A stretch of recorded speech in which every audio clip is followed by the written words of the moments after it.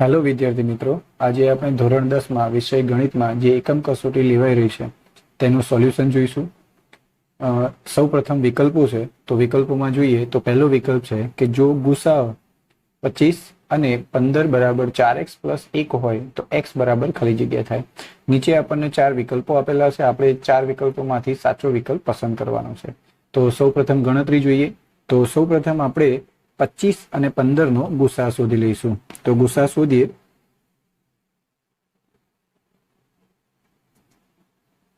25 ના અવયવો પાડીશું, પાય પાય 25, 5 ની 2 ઘાત, અને ત્યાર પછી 15 ના અવયવો પાડીશું, 5 તરી 15। અહીંયા કોઈ અવયવનું પુનરાવર્તન થતું નથી। હવે આપણી પાસે જે 25 ના અવયવો છે, 5 ની 2 ઘાત અને જે 15 ના અવયવો છે, આ બંનેનો ગુસા શોધીશું। તો ગુસામાં જો સૌપ્રથમ શું ધ્યાનમાં રાખવાનું છે કે બંનેમાં જે કોમન છે એ કોમન હોય એની સૌથી નાની ઘાત એટલે ગુસા। તો બંનેમાં કોમન શું છે? તો બંનેમાં કોમન છે 5, અને 5 ની સૌથી નાની ઘાત કેટલી છે? તો અહીંયા 1 ઘાત કહેવાય, બરોબર છે। તો 5 ની નાની ઘાત 1 છે, એટલે ગુસા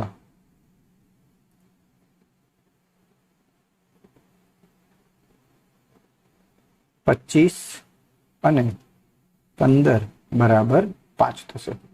ચલો હવે આપણે દાખલાની અંદર રકમ જોઈએ, તો રકમમાં આપણે દેખાય છે કે 25 અને 15 ના ગુસા બરાબર 4x + 1 લખી શકાય। તો અહીંયા આ જે ગુસા 25 15 છે એની જગ્યાએ 4x + 1 લખી દઈએ, તો અહીંયા લખીશું 4x + 1 બરાબર 5 ના 5। સાદુરૂપ આપીએ, +1 છે પેલી બાજુ જશે તો કેવા થશે? -1 થશે। તો 4x ના 4x બરાબર 5 -1, 4x 5 માંથી 1 જશે તો 4। x ને શોધવો છે, 4 ગુણાકારમાં છે, સામે ક્યાં જશે? ભાગાકારમાં જશે। તો x બરાબર 4/4, 4 4 ઉડી જશે, વધશે 1, એટલે x બરાબર કેટલા આવશે? 1 આવશે। તો આપણે એમ કહી શકાય કે જે x ની કિંમત છે, બરોબર છે, એ ચાર વિકલ્પોમાંથી કઈ છે? તો x ની કિંમત ચાર વિકલ્પોમાંથી જવાબ સાચો છે C। ચલો હવે જોઈએ વિકલ્પ નંબર 2। બે ધન સંખ્યાઓનો લસા તેમાંથી મોટી સંખ્યાથી બમણો છે, નાની સંખ્યા અને તેમના ગુસાનો તફાવત 4 છે, તો નાની સંખ્યા ખાલી જગ્યા છે। તો સૌપ્રથમ ગણતરી કરી લઈએ। આવા પ્રકારના વિકલ્પો બોર્ડની પરીક્ષામાં પૂછાતા હોય છે, તો થોડું ધ્યાન રાખવું કેવી રીતે ગણાય છે। તો સૌપ્રથમ આપણે ધારી લઈએ, ધારો કે નાની સંખ્યા શું છે અને મોટી સંખ્યા શું છે। તો સૌપ્રથમ ધારો કે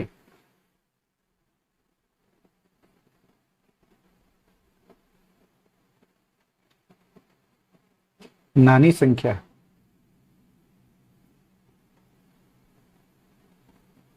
x છે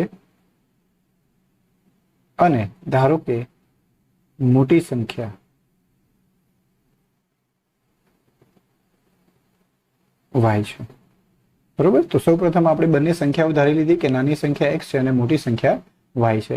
ત્યાર પછી બંનેનો લસા અને ગુસા શોધી લઈએ। તો લસા આપેલો છે કે લસા જે છે એ મોટી સંખ્યાથી બમણો છે, તો અહીંયા લઈએ લસા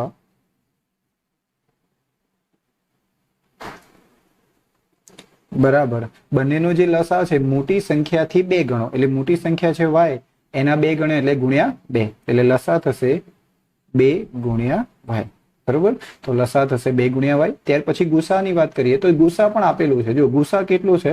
તો નાની સંખ્યા અને ગુસા, એટલે નાની સંખ્યામાંથી જો ગુસા બાદ કરવામાં આવે તો જવાબ મળે છે 4, તફાવત એટલે બાદબાકી, કે નાની સંખ્યામાંથી જો ગુસા બાદ કરીએ તો જવાબ કેટલો મળે છે? 4 મળે છે। તો જોઈ લઈએ કે ગુસા કેટલો આવે છે। તો સૌપ્રથમ આ થયો લસા, ત્યાર પછી ગુસાની વાત કરીએ તો નાની સંખ્યામાંથી ગુસા બાદ કરીએ તો નાની સંખ્યા છે x, એમાંથી જો ગુસા બાદ કરવામાં આવે એટલે x માઇનસ ગુસા બરાબર 4 મળે છે। હવે આ ગુસા છે માઇનસ છે, આ બાજુ આવશે તો પ્લસ થશે, અને 4 પ્લસ છે, આ બાજુ આવશે તો માઇનસ થશે, એટલે આપણે એવું કહી શકીએ કે x - 4 બરાબર ગુસા। એટલે ગુસા થશે x - 4 અને લસા થશે 2 ગુણ્યા y. હવે આપણને આ ચેપ્ટરની અંદર એક સૂત્ર ખબર છે કે જો ગુસા અને લસાનો ગુણાકાર કરવામાં આવે તો એ ગુણાકાર બંને સંખ્યાઓના ગુણાકાર જેટલો હોય છે. તો સૌપ્રથમ એ સૂત્ર લખીએ કે ગુસા ગુણ્યા લસા બરાબર બે સંખ્યાઓનો ગુણાકાર.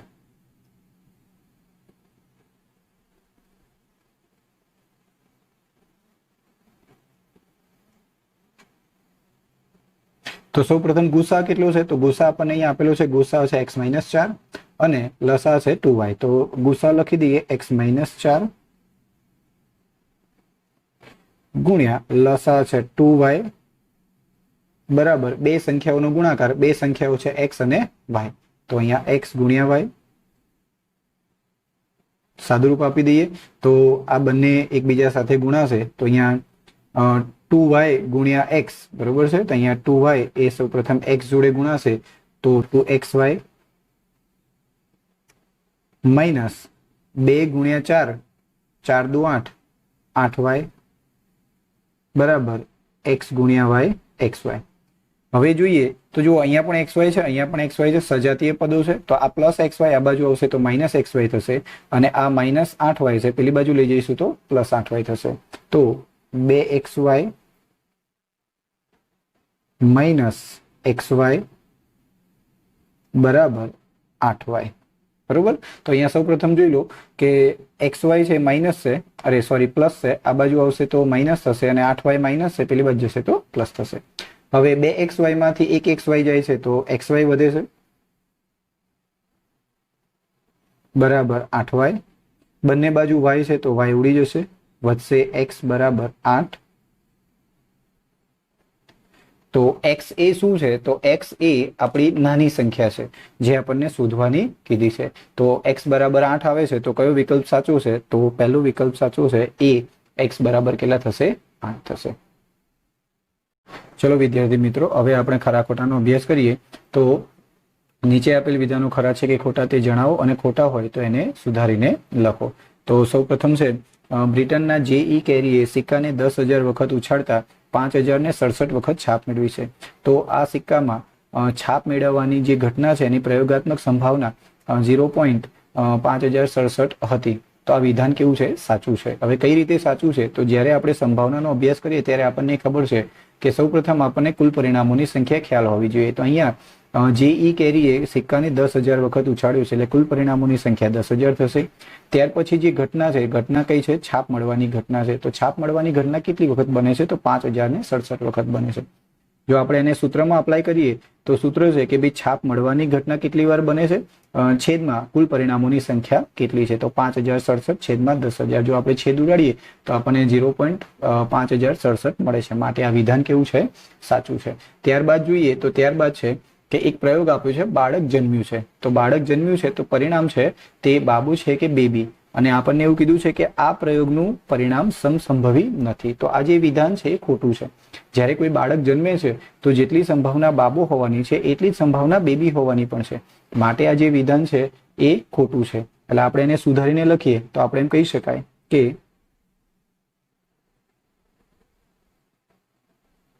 જ્યારે બાળક જન્મે છે ત્યારે બાબો કે બેબીનો જન્મ થાય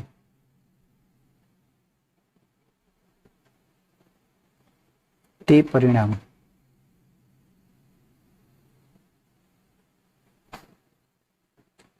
સમસંભવી છે.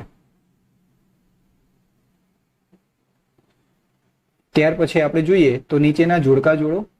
જોડકામાં સૌ પ્રથમ છે ચોક્કસ ઘટનાની સંભાવના કેટલી થાય? તો ચોક્કસ ઘટનાની સંભાવના નોર્મલી બધાને ખ્યાલ જ હોય છે કે ચોક્કસ ઘટનાની સંભાવના હંમેશા 1 થાય છે. તો જે પહેલું જે જોડકું છે એમાં કેટલો જવાબ આવશે? તો પહેલામાં આવશે ડી. ચોક્કસ ઘટનાની સંભાવના 1 થાય છે. અને ત્યાર પછી અશક્ય ઘટનાની સંભાવના કેટલી થાય છે? તો અશક્ય ઘટનાની સંભાવના હંમેશા કેટલી હોય છે? 0 હોય છે. તો એનો જવાબ કેટલો આવશે? C આવશે. વિકલ્પો, ખરા ખોટા અને જોડકાનો અભ્યાસ કર્યા પછી સૌપ્રથમ હવે દાખલાઓનો અભ્યાસ કરીએ. તો સૌપ્રથમ જે દાખલો છે એ છે, આપેલ છે કે 3 વિદ્યાર્થીઓના સમૂહમાં 2 વિદ્યાર્થીઓનો જન્મદિવસ સમાન હોય તેની સંભાવના 0.008 છે. તો વિદ્યાર્થીઓનો જન્મદિવસ સમાન ન હોય તેની સંભાવના કેટલી? તો સૌપ્રથમ આપણે દાખલાને જોઈએ તો આપણને ખ્યાલ આવે છે કે જન્મદિવસ સમાન છે અને જન્મદિવસ સમાન નથી. આ બંને ઘટનાઓ એકબીજાની પૂરક ઘટનાઓ છે અને પૂરક ઘટનાઓ હોય તો એની સંભાવનાઓનો સરવાળો કેટલો થાય છે? 1 થાય છે. તો સૌપ્રથમ બંને ઘટનાઓને નામ આપી દઈએ. તો પહેલી ઘટના છે, ધારો કે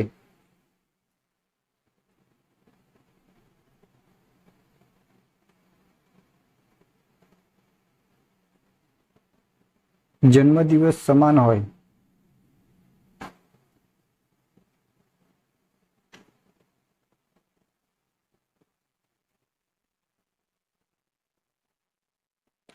તેને ઘટના એ કહીશું અને ત્યારબાદ ધારો કે જન્મદિવસ સમાન ન હોય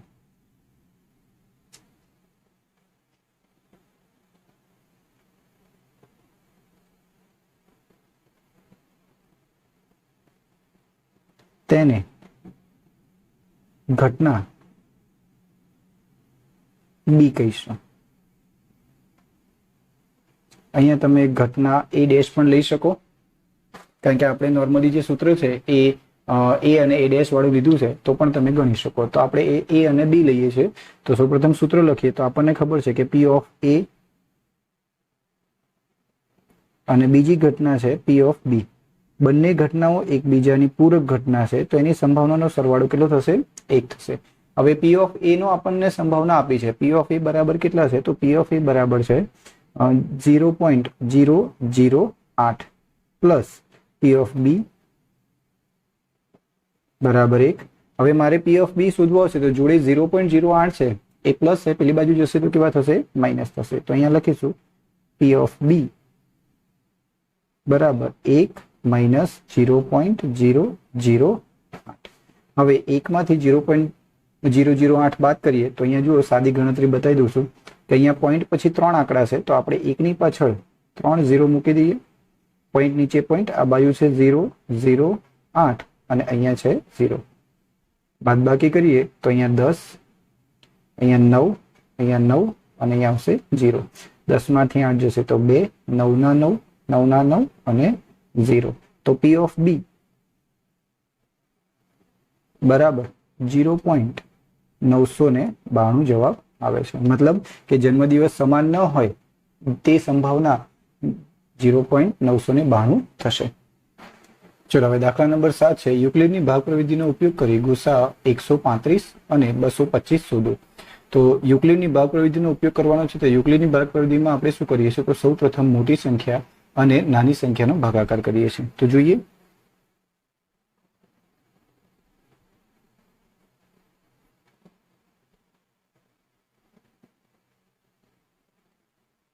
હવે મોટી સંખ્યા જે છે બરોબર છે એને અંદર રાખીશું અને નાની સંખ્યાને બહાર રાખીશું અને ભાગાકાર કરીએ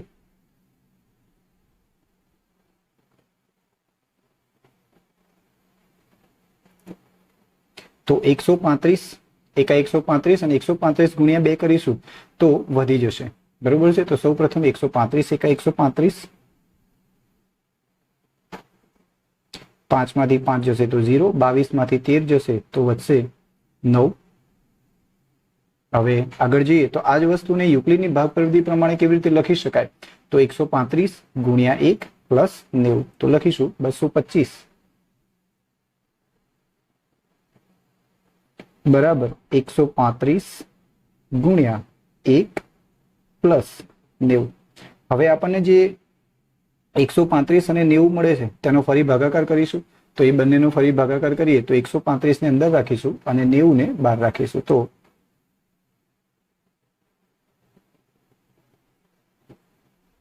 અહીંયા પણ 90 એકા 90 અને 90 ગુણ્યા 2 કરીશું તો ભાગ વધી જશે એટલે 90 એકા 90, 13 માંથી 9 જશે તો 4 વધશે. આને પણ આપણે જો યુક્લિડની ભાગ પ્રવિધિ પ્રમાણે ગણીએ તો યુક્લિડની ભાગ પ્રવિધિ પ્રમાણે એને કેવી રીતે લખાશે તો કે 135 બરાબર 90 ગુણ્યા 1 પ્લસ 45. તો 135 બરાબર 90 ગુણ્યા 1 પ્લસ 45. બરોબર. હવે આપણને મળે છે 90 અને 45. તો આ બંનેનો ફરી ભાગાકાર કરી લઈએ. તો આ બંનેનો ફરી ભાગાકાર કરીએ તો 90 મોટી સંખ્યા અંદર રાખીશું અને નાની સંખ્યા બહાર રાખીશું. 45 દુ 90, જવાબ 0. હવે જે આ ક્રિયા જ્યાં સુધી 0 ના મળે ત્યાં સુધી કરવાનું છે. આપણને 0 મળી જાય છે તો લખીશું 90 બરાબર 45 ગુણ્યા 2 પ્લસ 0. હવે ગુસા કેટલો આવે છે યુક્લિડની ભાગ પ્રવિધિ પ્રમાણે? તો યુક્લિડની ભાગ પ્રવિધિ પ્રમાણે જે શેષ મળે છે એ શેષમાં 0 સિવાયની ન્યૂનતમ શેષ કઈ છે? તો 0 સિવાયની ન્યૂનતમ શેષ કઈ છે? 45 છે. માટે આપણે એમ કહી શકાય કે શૂન્યેતર શેષ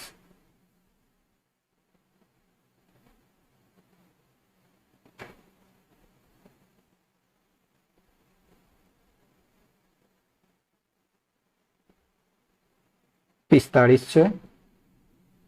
માટે ગુસા 135 અને 225 બરાબર 45. ત્યાર પછી 8મો દાખલો છે. 5 ચોકટના પત્તા 200 ગુલામ, રાજા, રાણી અને એકો એ તમામના મુખ નીચેની તરફ રાખી અને સરખી રીતે ચીપેલા છે. તેમાંથી એક પત્તું યાદચ્છિક રીતે ખેંચવામાં આવ્યું છે તો પત્તું રાણીનું હશે તેની સંભાવના. જો રાણીને કાઢીને બાજુ પર મૂકવામાં આવે તો હવે બીજું પત્તું ખેંચવામાં આવે તો એકો હોવાની સંભાવના. તો સૌપ્રથમ તો આપણે બે ઘટનાઓ આપી છે, બંનેનો અભ્યાસ કરીએ. તો સૌપ્રથમ કેટલા આપણને કુલ પરિણામોની સંખ્યા કેટલી આપી છે? તો આપણને 5 ચોકટના પત્તા છે. તો આપણે કુલ પરિણામોની સંખ્યા લખીશું 5.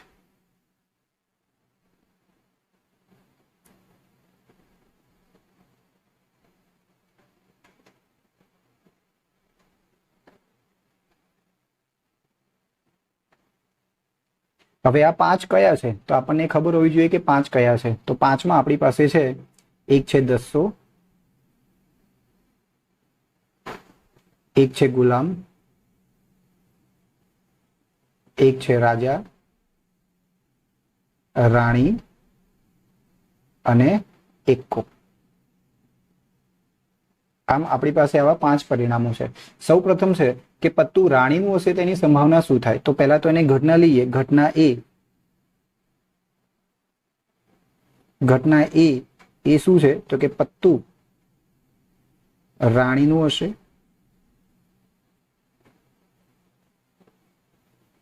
હવે જે કુલ પરિણામો છે 5, એમાંથી રાણીના કેટલા પત્તા છે? તો આપણે ધ્યાનથી જોઈએ તો રાણીનું એક પત્તું છે. મતલબ ઘટના એ જે છે એ એક વખતે બનશે. તો ઘટના એ એક વખત ઉદ્ભવે. હવે ઘટના એ ની જે સંભાવના છે એને P of A વડે દર્શાવીશું. તો P of A બરાબર ઘટના એ કેટલી વખત બને છે? તો ઘટના એ બને છે એક વખતે અને કુલ પરિણામો જે છે એ છે 5. એટલે રાણીનું પત્તું હોય એની સંભાવના કેટલી થશે? 1/5. ત્યાર પછી જો વિચારીએ તો હવે રાણીને કાઢીને બાજુ પર મૂકી દેવામાં આવે છે. તો અહીંયા જો કુલ પરિણામો બદલાય છે કે જો કુલ પરિણામો આપણી પાસે 5 હતા એમાંથી આપણે હવે રાણીને કાઢીને સાઈડ પર મૂકીએ છીએ. તો આપણી પાસે હવે કુલ પરિણામો બદલાય છે. તો આપણે લખીએ કે કુલ પરિણામો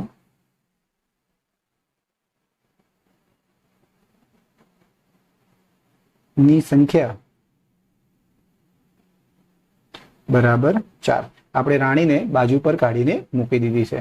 તો હવે આપણી પાસે કયા કયા પત્તા વધે છે? તો હવે આપણી પાસે છે 200, ગુલામ, રાજા અને એકો. અને બીજી જે ઘટના છે એમાં આપણને એવું પૂછ્યું છે કે જો રાણીને કાઢીને બાજુ પર મૂકવામાં આવે તો બીજું પત્તું ખેંચવામાં આવે તો એકો હોવાની સંભાવના કેટલી છે?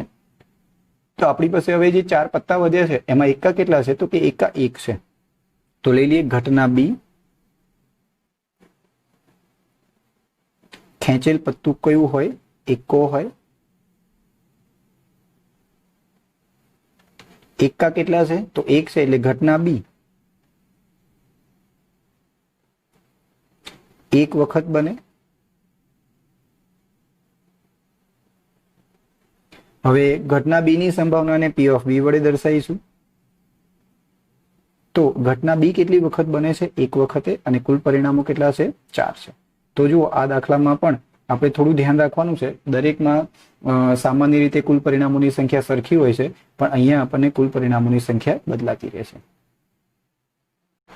ચલો હવે આપણે દાખલા નંબર 9 નો અભ્યાસ કરીએ. સાબિત કરો કે 3 + 2 વર્ગમૂળમાં 7 એ અસમય સંખ્યા છે.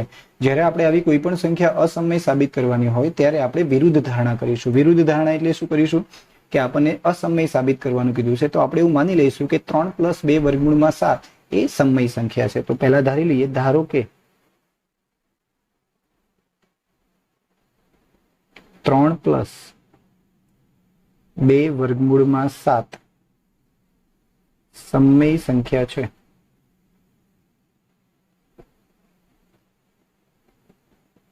હવે જો આ સંખ્યા સમય સંખ્યા હોય તો કોઈ પણ સમય સંખ્યાને a છેદમાં b અથવા તો p છેદમાં q સ્વરૂપે લખી શકાય છે. બરોબર? તો જો 3 + 2 વર્ગમૂળમાં 7 સમય સંખ્યા હોય તો એને કયા સ્વરૂપે?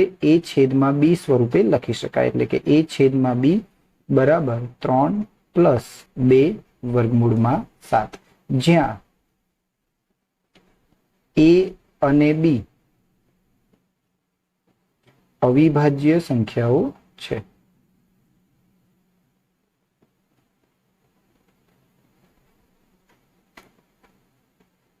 ખ્યાલ આવે છે? જ્યાં a અને b એ કેવી સંખ્યાઓ છે? અવિભાજ્ય સંખ્યાઓ છે. ત્યારબાદ જો હવે વાત કરીએ તો હવે આપણી પાસે જે દાખલો આવે છે એમાં સૌપ્રથમ તો શું કરીશું? તો કે સૌપ્રથમ આપણી પાસે આ જે વર્ગમૂળમાં 7 છે એના સિવાયનું આપણે બધું જ ખસેડવાનું છે. મતલબ કે આપણી પાસે જે 3 છે એ 3 ને પણ ખસેડીશું અને 2 ને પણ ખસેડીશું. તો સૌપ્રથમ આપણે 3 ને ખસેડીએ. 3 અહીંયા પ્લસ છે, આ બાજુ આવશે તો કેવા થશે? માઇનસ થશે. તો આપણે લખીએ a છેદમાં b -3 બરાબર 2 વર્ગમૂળમાં 7. હવે જ્યારે આવા અપૂર્ણાંકના સરવાળા કે બાદબાકી આવે તો આપણને એટલું ધ્યાનમાં હોવું જોઈએ કે આને ટૂંકી રીતે કઈ રીતે ગણાય. તો જો અહીંયા આપણી પાસે એક ટૂંકી રીત છે, જે તમને ના ખ્યાલ હોય તો યાદ કરી લેજો કે જ્યારે અપૂર્ણાંકના સરવાળા કે બાદબાકી આવે ત્યારે સૌપ્રથમ શું કરીશું? તો નીચે જે બે સંખ્યાઓ દેખાય છે એનો ગુણાકાર કરીશું, સીધે સીધો ગુણાકાર, અને ઉપર ચોકડી ગુણાકાર કરીશું. એટલે મતલબ b નો ગુણાકાર 3 જોડે થશે અને 1 નો ગુણાકાર a જોડે થશે. ખ્યાલ આવે છે? ફરી વખતે જુઓ કે જ્યારે કોઈ પણ બે અપૂર્ણાંક સંખ્યાઓનું આપણે બાદબાકી કે સરવાળો કરવો હોય તો નીચે ગુણાકાર અને ઉપર ચોકડી ગુણાકાર. તો b × 1 b થશે, અને ઉપર ચોકડી ગુણાકાર કરીએ તો 1 × a એટલે a, અને b × 3 એટલે કેટલા થશે? 3b બરાબર 2 વર્ગમૂળમાં 7. હવે આપણી પાસે વર્ગમૂળમાં 7 પાસે 2 છે, તો 2 ને પણ ખસેડીએ તો અહીંયા આપણને એક પરિણામ મળશે a - 3b છેદમાં 2b બરાબર વર્ગમૂળમાં 7. આ જે 2 છે એ ગુણાકારમાંથી ભાગાકારમાં આવે છે. હવે આપણને આ જે પરિણામ મળે છે એમાં આપણને ખ્યાલ છે કે a અને b પૂર્ણાંક સંખ્યા છે. પૂર્ણાંક સંખ્યાની સરવાળો, બાદબાકી કે ભાગાકાર ગમે તે કરવામાં આવે તો અંતે આપણને પૂર્ણાંક સંખ્યા જ મળવાની છે. અને પૂર્ણાંક સંખ્યા એક એવી સંખ્યા છે, સમય સંખ્યા છે. એટલે આપણે કહી શકાય કે a અને b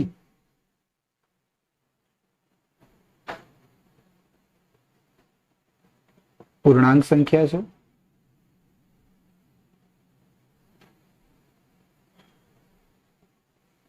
તેથી a -3b છેદમાં 2b એ સમય સંખ્યા છે.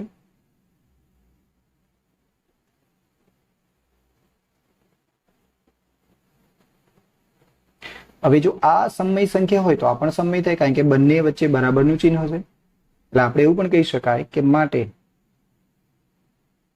વર્ગમૂળમાં 7 સમય સંખ્યા છે.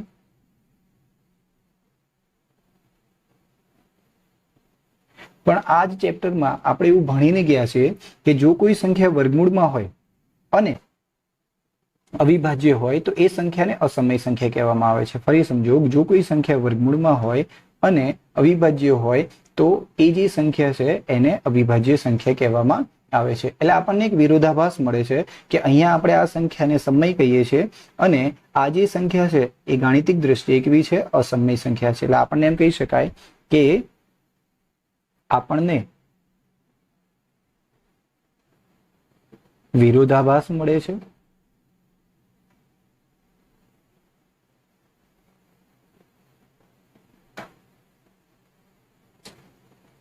માટે આપણી ધારણા ખોટી છે.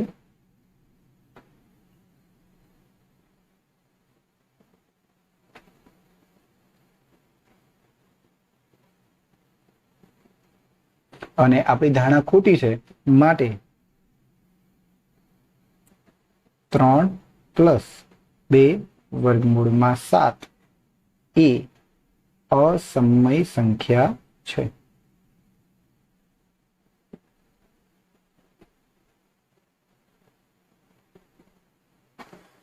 ચલો હવે દાખલા નંબર 10 નો અભ્યાસ કરીએ. પાસાને એકવાર ફેંકવામાં આવે તો 2 અને 6 વચ્ચેની સંખ્યા અને અવિભાજ્ય સંખ્યા મળવાની સંભાવના શોધો. તો સૌપ્રથમ તો પાસાને ફેંકવામાં આવે તો કુલ પરિણામોની સંખ્યા કેટલી થાય એ શોધવું પડે. તો સૌપ્રથમ પાસાને ફેંકવામાં આવે તો કુલ પરિણામો 6 થશે, 1 થી 6 સુધીના. તો લખી લઈએ કુલ પરિણામોની સંખ્યા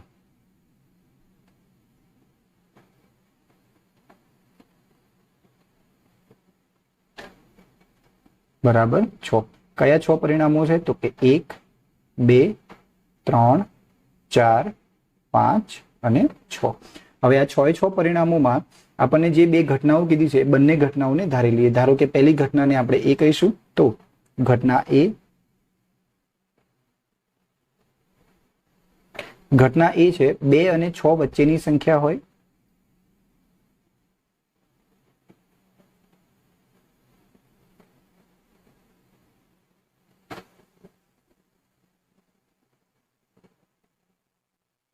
હવે 1 થી 6 માં 2 અને 6 વચ્ચેની સંખ્યાઓની વાત કરી છે તો 2 અને 6 વચ્ચે કેટલી સંખ્યાઓ દેખાય છે? તો 2 અને 6 વચ્ચે આપણને 3 સંખ્યાઓ દેખાય છે. કઈ 3 સંખ્યાઓ છે? 3, 4 અને 5. એનો મતલબ એવું થાય કે જે ઘટના એ છે એ ઘટના એ 3 વખત બની શકે. તો અહીંયા લઈએ ઘટના એ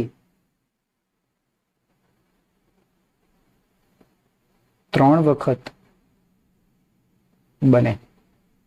હવે ઘટના એ ની સંભાવનાને P of A વડે દર્શાવાય. ઘટના એ કેટલી વખતે બને છે? અહીંયા જો આપણે સૂત્ર લખતા નથી પણ તમને સૂત્રનો ખ્યાલ હોવો જોઈએ કે ઘટના એ થવાના પરિણામોની સંખ્યા છેદમાં કુલ પરિણામોની સંખ્યા. તો ઘટના એ કેટલી વખત બને છે? તો 3 વખત બને છે. અને જે કુલ પરિણામો છે એ કેટલા છે? 6 છે. છેદ ઉડાડીએ 3 દુ 6, 3 3 ઉડી જશે તો જવાબ આવશે 1/2. મતલબ કે 2 અને 6 વચ્ચેની સંખ્યા હોવાની સંભાવના થશે 1/2. ત્યાર પછી ઘટના બી છે.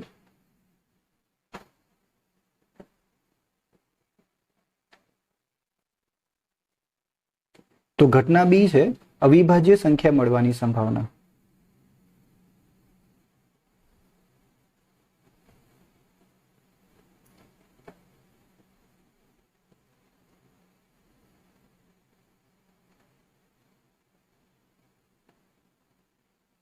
તો હવે સૌપ્રથમ તો અવિભાજ્ય સંખ્યા કઈ કઈ છે એનો અભ્યાસ કરવો પડે. તો આપણે જોઈએ તો જો અહીંયા હું એક વખતે તમને સમજાવી દઉં છું કે અવિભાજ્ય સંખ્યાઓ કોને કહેવાય. તો જો એક જે છે એકનો સમાવેશ ના તો વિભાજ્ય સંખ્યા કે ના તો અવિભાજ્ય સંખ્યામાં થાય છે એટલે આપણે એક તો ગણવાના જ નથી. હવે અવિભાજ્ય સંખ્યા એટલે કેવી સંખ્યા? તો કોઈ એક એવી સંખ્યા કે જેના માત્ર 2 જ અવયવો છે. એક તો એ સંખ્યા પોતે અને બીજો એક અવયવ છે 1. બીજી રીતે એવું કહી શકાય કે જે સંખ્યા કોઈ ઘડિયામાં ના આવતી હોય, એકની વાત નથી થતી આપણે, તો એવી સંખ્યાને અવિભાજ્ય સંખ્યા કહીએ છીએ. તો આપણે એવું કહી શકાય કે 2 ની જો વિચાર કરીએ તો 2 કોઈ ઘડિયામાં નથી આવતી, 2 એકા 2 સિવાય, એટલે 2 એક અવિભાજ્ય સંખ્યા છે. ત્યાર પછી 3 પણ કોઈ ઘડિયામાં નથી આવતી એટલે 3 પણ એક અવિભાજ્ય સંખ્યા છે. 4 એકા 4 તો આવે છે પણ 2 દુ 4 પણ થાય છે એટલે આ સંખ્યા વિભાજ્ય થશે. ત્યાર પછી 5 ની વાત કરીએ તો 5 એ અવિભાજ્ય સંખ્યા છે, કોઈ ઘડિયામાં આવતી નથી. અને 6 તો 3 દુ 6 આવે છે એટલે 6 પણ એ વિભાજ્ય સંખ્યા છે. તો આપણને અવિભાજ્ય કેટલી સંખ્યાઓ મળે છે? તો અવિભાજ્ય આપણને 3 મળે છે. કઈ 3 મળે છે? 2, 3 અને 5. ખ્યાલ આવે છે? તો આપણે લઈએ કે ઘટના બી કેટલી વખત બની શકે? તો ઘટના બી 3 વખત બને.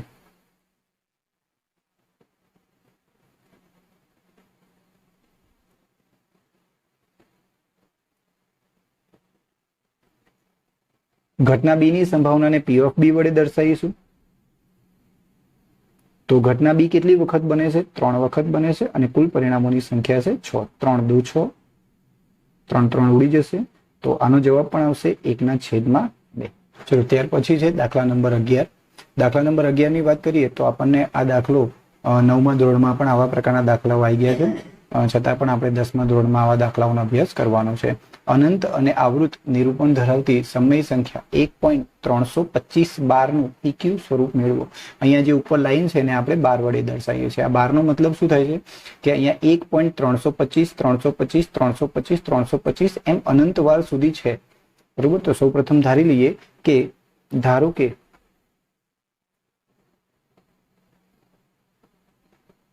x બરાબર 1.325 બાર એવી કોઈક સંખ્યા x છે કે જે p/q સ્વરૂપની છે અને એ છે 1.325 બાર. હવે ઉપરના બાર કાઢી નાખીએ તો આપણને ખ્યાલ છે કે x બરાબર 1.325 325 આવું ક્યાં સુધી થયા કરે છે? અનંત સુધી ચાલ્યા કરે છે. આવું આપણી પાસે અનંત સુધી ચાલ્યા કરે છે, પણ આપણે પોઈન્ટ પછી 2 વખત પુનરાવર્તન કરીશું. આ જે સમીકરણ છે એને આપણે નંબર 1 આપી દઈશું. ત્યાર પછી આપણે બંને બાજુ 1000 વડે ગુણીશું. હવે પ્રશ્ન થાય કે 1000 વડે કેમ ગુણવાના? તો જુઓ, ધ્યાન રાખો કે જેટલી સંખ્યા ઉપર 12 હોય એટલા વડે ગુણવાના. મતલબ કે જો એક સંખ્યા ઉપર 12 હોય તો 10 વડે ગુણીશું, બે સંખ્યા ઉપર 12 હોય તો 100 વડે ગુણીશું, અહીંયા ત્રણ સંખ્યા ઉપર 12 છે એટલે 1000 વડે ગુણીશું. તો આપણે આ જે સમીકરણ 1 છે એને બંને બાજુ 1000 વડે ગુણતા.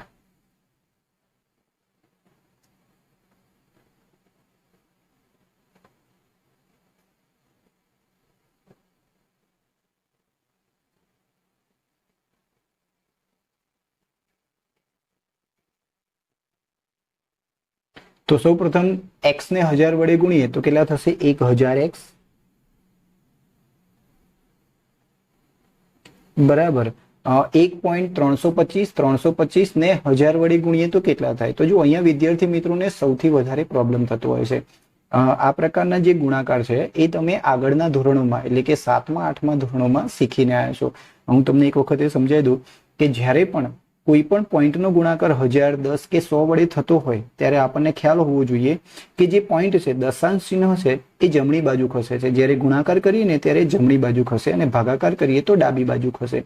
તો અહીંયા જેટલા 0 હોય ને એટલા સ્થાન એ જમણી બાજુ ખસે.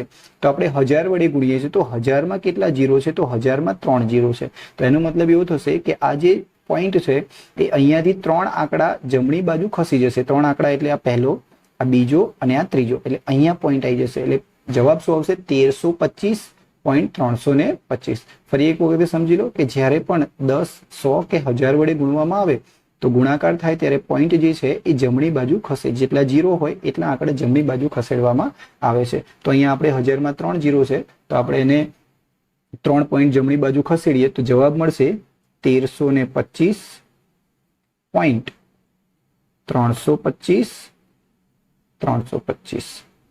આને કહીશું સમીકરણ નંબર 2. હવે અહીંયા પણ જોઈએ, અહીંયા એક વધારાના 325 લખ્યા છે. તો એવું કેમ કરવામાં આવ્યું છે? અહીંયા પોઈન્ટ પછી આપણે 2 વખત પુનરાવર્તન કર્યું છે અને અહીંયા 325 અનંત વાર સુધી છે. તો અહીંયા પોઈન્ટ પછી એક જ વાર છે, અહીંયા આપણે બીજી વખત પણ લખી દઈએ છીએ. આગળ જોઈએ તો હવે સમીકરણ 2 માંથી સમીકરણ 1 ને બાદ કરીશું. તો લખીએ સમીકરણ 2 માંથી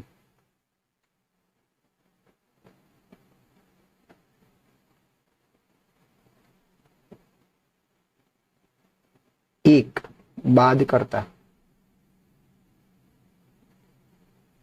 તો સૌપ્રથમ સમીકરણ 2 લખી દઈએ. તો સમીકરણ 2 છે 1000x બરાબર 1325.325 325 ક્યાં સુધી છે? આ અનંત સુધી છે. અને ત્યાર પછી સમીકરણ 1 છે x બરાબર 1.325 325 આ પણ અનંત સુધી છે. હવે આ જે છે એને આપણે બાદબાકી કરી લઈએ. તો બાદબાકી કરતી વખતે અને બીજું પણ ધ્યાનમાં રાખો, ઘણી વખતે બધા આની નીચે 1 લખતા હોય છે. તો જ્યારે જો પોઈન્ટ વાળા સરવાળા બાદબાકી થતા હોય તો પોઈન્ટની નીચે જ પોઈન્ટ રાખવાની ટેવ પાડવી પડે કે જેથી બાદબાકી સરળતાથી થઈ શકે. અહીંયા આપણે 1 કરી શકાય. તો એવું કહી શકાય કે 1000x માંથી 1 જાય અથવા 1000 માંથી 1 જાય તો કેટલા વધશે? 999. તો 1000x માંથી 1x જાય તો વધશે 999x બરાબર ના બરાબર. અહીંયા જો બધા 0 થાય છે, 5 માંથી 5, 2 માંથી 2, 3 માંથી 3, આ બધા 0 થાય છે. અહીંયા 5 માંથી 1 જશે તો 4 આવશે, અથવા 1325 માંથી 1 જશે તો કેટલા વધશે? 1324. હવે મારે x ને શોધવું છે, તો x ને શોધવું હોય તો 999 ગુણાકારમાં છે, સામે ક્યાં જશે? ભાગાકારમાં જશે. તો x બરાબર 1324 છેદમાં 999. અહીંયા કોઈ છેદ ઉડતો નથી, એટલે આ એક એવી સંખ્યા છે 1324 છેદમાં 999 કે જેનો જો હું ભાગાકાર કરું તો મને જવાબ શું મળશે? 1.325 325 325 આવું ક્યાં સુધી ચાલ્યા કરશે? અનંત સુધી ચાલ્યા કરશે. ચલો હવે ત્યાર પછી આપણે દાખલા નંબર 12 નો અભ્યાસ કરીએ. એક ખોખામાં 1 થી 90 સુધીના અંક લખેલી 90 ગોળ તકતીઓ છે. તેમાંથી યાદચ્છિક રીતે એક તકતી કાઢવામાં આવે તો તેના પર 2 અંકની સંખ્યા હોય, પૂર્ણ વર્ગ હોય અને 5 વડે વિભાજ્ય સંખ્યા હોય, તેની સંભાવના શોધો. તો સૌપ્રથમ તો આપણે કુલ પરિણામોની સંખ્યા શોધી લઈએ.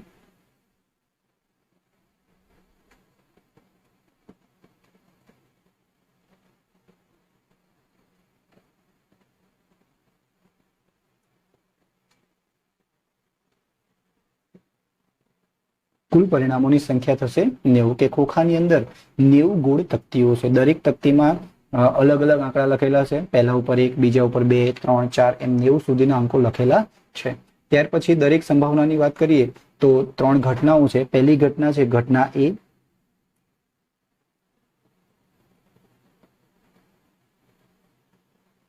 જો એક તકતી કાઢવામાં આવે તો 2 અંકની સંખ્યા મળે.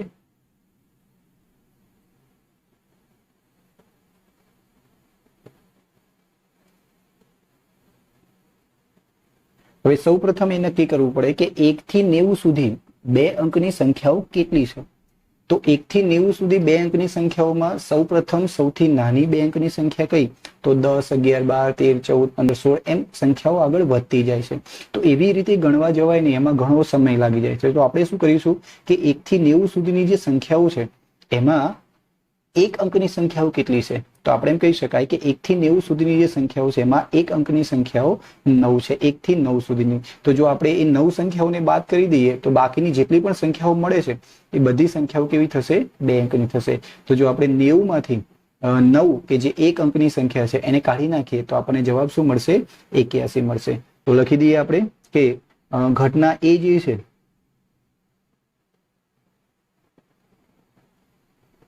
81 વખત બને. મતલબ 1 થી 90 માં 2 અંકની સંખ્યાઓ 81 છે. ત્યાર પછી ઘટના A કેટલી વખત બને છે? તો ઘટના A બને છે 81 વખત અને કુલ પરિણામો કેટલા છે? તો કુલ પરિણામો છે 90. તો ઘટના A ની સંભાવનાને P ઓફ A વડે દર્શાવીશું. ઘટના A કેટલી વખતે બને છે? તો 81 વખતે બને છે અને જે કુલ પરિણામો છે એ કુલ પરિણામો કેટલા છે? 90 છે. છેદ ઉડાડીએ તો 9 9 81 અને 10 9 90. 9 9 ઉડી જશે. જવાબ શું વધશે? 9 ના છેદમાં 10. તો આ રીતે 9 ના છેદમાં 10 જવાબ રાખો તો એ પણ સાચો છે.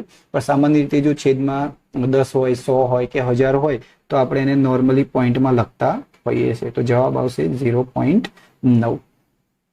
9 છેદમાં 10 રાખો છો તો પણ જવાબ સાચો છે. ત્યાર પછી જો આપણે જોઈએ તો પૂર્ણ વર્ગ સંખ્યા હોય તો એને આપણે કહીશું ઘટના B.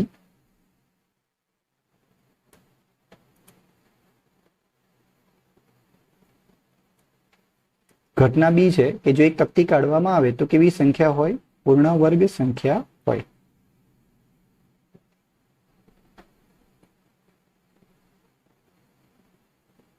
હવે પહેલા તો એ નક્કી કરવું પડે કે પૂર્ણ વર્ગ સંખ્યા કોને કહેવાય. તો આપણે જે આપણી પાસે સંખ્યાઓ છે એ સંખ્યાઓનો વર્ગ કરતા જઈએ અને જે જવાબ મળે છે ને એને જ પૂર્ણ વર્ગ સંખ્યા કહેવાય. દાખલા તરીકે આપણે એમ કહીએ કે 1 નો વર્ગ, તો 1 નો વર્ગ શું આવે છે? 1. તો આ જે 1 મળ્યો ને એને પૂર્ણ વર્ગ સંખ્યા કહેવાય. એ જ રીતે 2, તો 2 નો વર્ગ થશે 4. તો આ 4 ને પૂર્ણ વર્ગ સંખ્યા કહેવાય. મતલબ કે જે સંખ્યા પહેલેથી જ કોઈક સંખ્યાનો વર્ગ હોય એવી સંખ્યાને પૂર્ણ વર્ગ સંખ્યા કહેવામાં આવે છે. તો અહીંયા આપણે 90 સુધી જવાનું છે. તો આપણે 1 છે, 2 છે, ત્યાર પછી 3 નો વર્ગ કરીએ તો આપણને મળશે 9. 4 નો વર્ગ કરીએ તો મળશે 16. 5 નો વર્ગ કરીશું તો મળશે 25. 6 નો વર્ગ કરીશું તો મળશે 36. 7 નો વર્ગ કરીશું તો મળશે 49. 8 નો વર્ગ કરીશું તો મળશે 64, 9 નો વર્ગ કરીશું તો મળશે 81 અને 10 નો વર્ગ કરીશું તો મળશે 100. તો આપણી પાસે 1 થી 90 સુધીના જ આંકડા છે એટલે 100 નું ગણતરી થશે નહીં. તો આપણી પાસે જે પૂર્ણ વર્ગ સંખ્યાઓ છે એ કઈ છે? તો આ બધી જે સંખ્યાઓ છે એ પૂર્ણ વર્ગ સંખ્યાઓ છે. તો 1, 2, 3, 4, 5, 6, 7, 8 અને 9. તો આપણે એમ કહી શકાય કે પૂર્ણ વર્ગ સંખ્યાઓ કેટલી છે? 9 સંખ્યાઓ છે. તો ઘટના બી કેટલી વખતે બનશે? તો ઘટના બી બનશે 9 વખતે.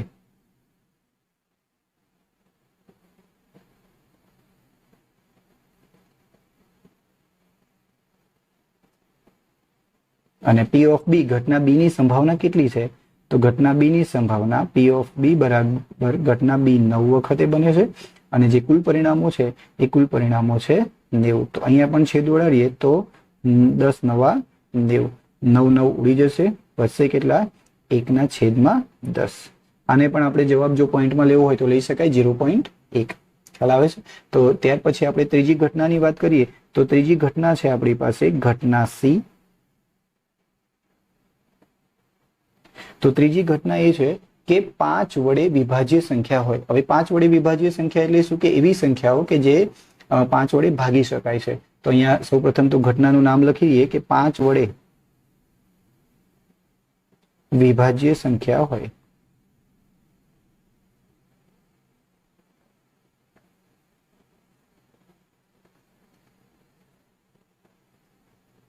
હવે 1 થી 90 માં 5 વડે વિભાજ્ય સંખ્યાઓ કઈ? જો એવું ગણવા બેસે કે ભાઈ પહેલી સંખ્યા 5 આવે, પછી 10 આવે, પછી 15 આવે તો એ લાંબો સમય લેશે. તો આની સૌથી ટૂંકી રીત શું છે? તો સૌપ્રથમ તો આપણી પાસે જે કુલ પરિણામો છે, કુલ કેટલા છે? તો કુલ પરિણામો છે આપણી પાસે 90 અને એમાં આપણને કીધું છે કે 5 વડે વિભાજ્ય એટલે 5 વડે ભાગી નાખીશું. તો 5 એકા 5, 5 દૂર થશે, 5 એકા 5 વધશે, 9 માંથી 5 જશે તો 4, પરથી તારશે 0 અને 5 ઈઠ્ઠા 40. તો આપણને એવી કેટલી સંખ્યાઓ મળશે? તો એવી 18 સંખ્યાઓ મળશે. તમે આવી રીતે પણ ગણી શકો છો, એક એક સંખ્યાઓ લઈને 5, 10, 15, 20, 25, 30, 35, 40, 45 ખ્યાલ આવે છે? એમ 90 સુધી ગણી શકો છો, પણ એમાં વધારે સમય લાગે છે. એટલે આપણે સૌથી ટૂંકી રીત છે, જો તમને આની જગ્યાએ એવું કીધું હોય કે 7 વડે વિભાજ્ય તો 7 વડે 90 ને ભાગી નાખવાના છે. બરોબર? એ જ રીતે કોઈ પણ 5 વડે વિભાજ્ય, 7 વડે વિભાજ્ય, 4 વડે વિભાજ્ય કંઈ પણ લઈ શકાય. તો આપણે એમ કહી શકાય કે ઘટના સી એ 18 વખત બને છે. તો ઘટના સી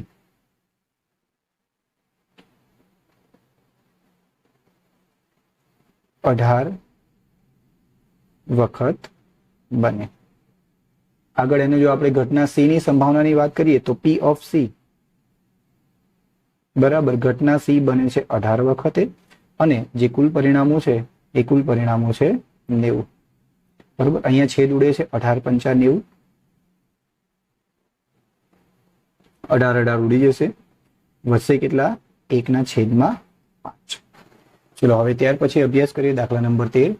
7 ગુણ્યા 11 ગુણ્યા 13 પ્લસ 13 અને 7 ગુણ્યા 6 ગુણ્યા 5 ગુણ્યા 4 ગુણ્યા 3 ગુણ્યા 2 ગુણ્યા 1 પ્લસ 5 એ શા માટે વિભાજ્ય સંખ્યાઓ છે એ સાબિત કરવાનું છે. તો સૌપ્રથમ તો આપણને ખ્યાલ હોવો જોઈએ કે કોઈ સંખ્યાને વિભાજ્ય સંખ્યા ક્યારે કહેવામાં આવે છે. તો અવિભાજ્ય સંખ્યાઓ છે એના માત્ર ને માત્ર 2 જ અવયવ મળે છે. કયા 2 અવયવ મળે છે? તો એક તો એ સંખ્યા પોતે છે અને બીજો એક અવયવ છે 1. અને જે વિભાજ્ય સંખ્યાઓ છે એના 2 થી વધારે અવયવ હોય છે. ખ્યાલ આવે છે? એ જે સંખ્યા છે એના 2 થી વધારે અવયવ છે. મતલબ એ સંખ્યા પોતે એક અવયવ હોય છે અને આ 2 સિવાયનો પણ કોઈ એક અવયવ એને એનાથી વધારે પણ અવયવો હોઈ શકે. તો જ્યારે એવું બને છે કે કોઈક સંખ્યાના 2 થી વધારે અવયવ હોય તો એને વિભાજ્ય સંખ્યા કહેવામાં આવે છે. તો આપણે સૌપ્રથમ પહેલી સંખ્યા માટે ગણીશું. અહીંયા આપણને 2 જુદી જુદી સંખ્યાઓ આપી છે, એના વિશેની વાત થાય છે. તો સૌપ્રથમ આપણે પહેલી સંખ્યાની ગણતરી કરીએ તો પહેલી સંખ્યા જે આપણને આપી છે એ છે 7 ગુણ્યા 11 ગુણ્યા 13 પ્લસ 13 આપેલા છે. હવે આપણે સૌપ્રથમ આ બંનેને અલગ કરીએ તો આપણને એવું આપ્યું છે કે 7 ગુણ્યા 11 ગુણ્યા 13 પ્લસ 13. જો ધ્યાનથી જોઈએ તો આપણી પાસે આ તમામ સંખ્યાઓ ગુણાકારમાં છે અને આ એક સંખ્યા બીજી છે 13. આ બંનેમાં તમને કોમન શું દેખાય છે? આ બંનેમાં સામાન્ય હોય એવી કોઈ સંખ્યા દેખાય છે? તો બંનેમાં સામાન્ય હોય એવી એક સંખ્યા છે 13. તો 13 ને આપણે બહાર કાઢી લઈશું. તો અહીંયા લખીશું 13 કૌંસમાં લખીશું 7 ગુણ્યા 11, અહીંયાથી 13 લઈશું એટલે વધશે 1 પ્લસ અહીંયાથી પેન 13 લઈશું એટલે વધશે 1, સાદુરૂપ આપીએ તો 13 ના 13 કૌંસમાં 11 સીતા 77, 77 એકા 77 અને 1 થશે 78. ખ્યાલ આવે છે? ફરી એક વખતે જુઓ, 11 એકા 11 સીતા 77 ને 1 78 ગુણ્યા કેટલા થશે? 13 થશે. તો આ રીતે જો ગુણાકાર કરીએ તો આપણને જે જવાબ મળે છે એ મળે છે 1014. તો હવે જો એક સંખ્યા આપણને મળે છે 1014. આ 1014 ના બે અવયવો 1014 અને 1 સિવાયના બીજા બે અવયવો આપણને મળે છે 13 છે અને 78 છે. હજુ આના બીજા ઘણા અવયવો હશે, પણ આપણે એમ કહી શકાય કે આપણને બે સ્પષ્ટ અવયવો મળે છે, એક અને એ સંખ્યા પોતે સિવાયના. એટલે આપણે એમ કહી શકાય કે 7 ગુણ્યા 11 ગુણ્યા 13 પ્લસ 13 ના 2 થી વધારે અવયવો છે.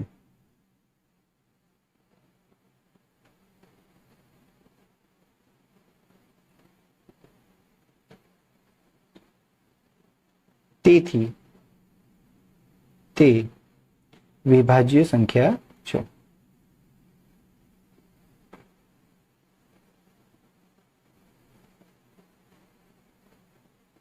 બીજી રીતે પણ આપણે એને સાબિત કરી શકાય. જો છેલ્લો આંકડો 4 છે, મતલબ 4 જો છેલ્લો આંકડો બેકી સંખ્યા હોય તો આખી સંખ્યાને 2 વડે ભાગી શકાય. એટલે 1014 છે ને 2 વડે ભાગી શકાય છે. તો જો કોઈ સંખ્યાને કોઈક સંખ્યા વડે ભાગી શકાતી હોય તો એને કેવી સંખ્યા કહેવામાં આવે છે? વિભાજ્ય સંખ્યા કહેવામાં આવે છે. તો તમે એવું પણ લખી શકો કે 1014 ને 2 વડે ભાગી શકાય છે, માટે એક એવી સંખ્યા છે, વિભાજ્ય સંખ્યા છે. ત્યાર પછીની જે વાત છે, ત્યાર પછી એક બીજી સંખ્યા આપણને આપી છે 7 ગુણ્યા 6 ગુણ્યા 5 ગુણ્યા 4 ગુણ્યા 3 ગુણ્યા 2 ગુણ્યા 1 પ્લસ 5 આપેલા છે. તો ઉપર જેમ સાબિત કર્યું એમ જ આ વસ્તુને પણ સાબિત કરવાની છે. અહીંયા જો આપણે ધ્યાનથી જોઈએ તો આપણી પાસે એક આ પૂરેપૂરી એક સંખ્યા છે અને ત્યાર પછી પ્લસમાં 5 આપેલા છે. આ બંનેમાં આપણને શું કોમન દેખાય છે? તો બંનેમાં હોય એવી કઈ સંખ્યા છે? 5 છે. તો 5 ને આપણે બહાર કોમન તરીકે લઈ લઈશું. તો અહીંયા આવશે 5 વધશે 7 ગુણ્યા 6 ગુણ્યા અહીંયાથી 5 લઈશું તો એક તો વધવાના જ છે, ગુણ્યા 4 ગુણ્યા 3 ગુણ્યા 2 ગુણ્યા 1 અને પ્લસ 1. સાદુરૂપ આપી દઈએ તો 5 ના 5. અને ત્યાર પછી હવે જે સંખ્યાઓ વધી એ બધી જ સંખ્યાઓના ગુણાકાર કરીએ. તો જો અહીંયા 1 અને 1 તો આપેલા છે, 1 નો ગુણાકાર કરવાની જરૂર નથી. તો આપણે એમ કહી શકાય 7 ગુણ્યા 6 તો 7 6 42 ગુણ્યા 4 તરી 12, 12 દુ 24 એકા 24 એકા 24 અને પ્લસમાં કેટલા છે? 1 છે. હવે 42 ગુણ્યા 24 કરીએ તો 42 ગુણ્યા જે 24 છે એનો જવાબ આવશે 1008. તો આપણી પાસે થશે 5 કૌંસમાં 1008 પ્લસ 1. તો આપણે આગળ ગણી શકાય કે 5 1008 અને પ્લસ 1 તો કેટલા થશે? 1009 થશે. બરોબર છે? તો લખી દઈએ 1009. અને જો 1009 નો ગુણાકાર 5 વડે કરવામાં આવે તો આપણને જવાબ મળશે 5045. બરોબર છે? તો 5045 માં જો છેલ્લો આંકડો 5 હશે, મતલબ આખી સંખ્યા 5 વડે તો વિભાજ્ય છે, તો એ પણ વિભાજિત સંખ્યા થઈ. તો અને એવું પણ કહી શકાય કે 5045 ના જો ઉપર બે સ્પષ્ટ અવયવ દેખાય છે 1009 ગુણ્યા 5, તો આપણે એવું લખી શકાય કે 7 ગુણ્યા 6 ગુણ્યા 5 ગુણ્યા 4 ગુણ્યા 3 ગુણ્યા 2 ગુણ્યા 1 પ્લસ 5 ના 2 થી વધારે અવયવ છે.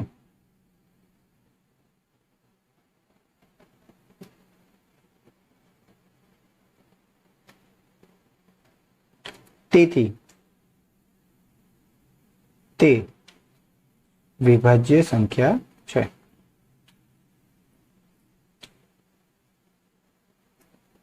તમે એવું પણ લખી શકો કે 5045 એ 5 વડે વિભાજ્ય સંખ્યા છે, માટે પણ આખી સંખ્યા કેવી સંખ્યા છે? વિભાજ્ય સંખ્યા છે.